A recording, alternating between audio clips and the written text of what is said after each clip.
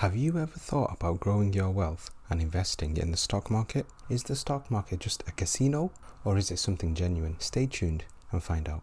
First, we need to know what a stock is.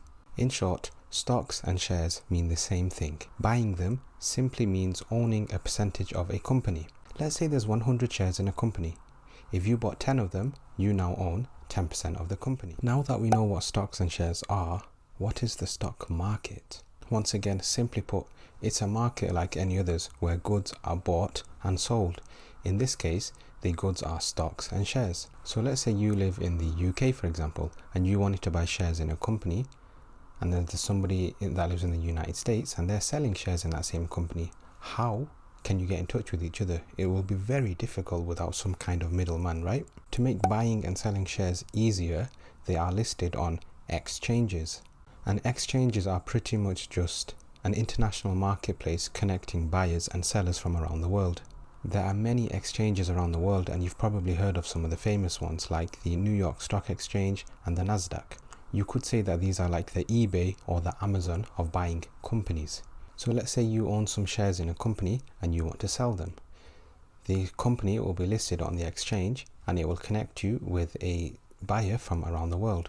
Once the buyer and the seller both agree on the price, the transaction is complete and the exchange will take a small cut. Likewise, the opposite applies too. You want to buy shares in a certain company, you'll find it listed on the exchange, they will connect you with a seller. Once you both agree on a price, the transaction will be complete and the exchange will take a small cut. It's interesting to bear in mind that the stock market is the single biggest vehicle for the transfer of wealth in society today. But is it safe? The stock market's not a zero-sum game like a casino where for every winner there's a loser and the game is designed to be in favor of the house. Instead, the market can be viewed like a game, but the odds are in your favor so long as you play the game properly. Of course, there's risk involved. With all investments, your capital is at risk. There's no such thing as a completely risk-free investment, be it stocks, bonds, or real estate. With all investments, capital is at risk, but can we minimize this risk? The aim of the game is risk management.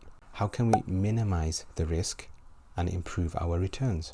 Of course, before I mention some general risk management strategies, you have to bear in mind I'm not a financial advisor and this is not financial advice. Risk can be managed in many ways. For example, doing your own due diligence, thinking with your head and not with your emotions, only investing what you're willing to lose, and investing long term in a diversified portfolio. This way, if one sector or industry were to suffer, the others can recuperate your losses. But what if you need the money now and not years down the line?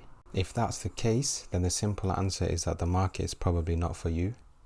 The stock market is not a get-rich-quick scheme. These just simply don't exist. Good things take time, and you should only be investing money that you're willing to lose. As a historian, I'll be the first person to say we need to look at the forest and not the trees. The market fluctuates, it goes up, it goes down. We don't know the future, but we do know the past. The average market return since 1926 has been around 10%. The keyword here is average. In some years it was much more, in some years it was much less, but the average was 10%. And this is actually a lot, and it's more than most conventional banks will offer you. A 10% return compounded every year is enough to double your money around every 7 years. But patience and good investment strategy is key. And that's why I said I'm not a financial advisor and this is not financial advice. You should speak with your own financial advisor for investment advice. But because there's potential to make so much money in the stock market and patience is key, this is why it's often said that the stock market is a vehicle that transfers wealth from the impatient to the patient. And speaking of time, how much time you have is important as well. Generally speaking, the younger you start investing, the better. That's because you have more time to let your results compound and to ride through bear markets. For example, someone who starts investing in the market when they're 50 and lives until they're 70 has 20 years exposure in the market, whereas someone who starts investing when they're 20 and lives until they're 70 has 50 years exposure to the markets.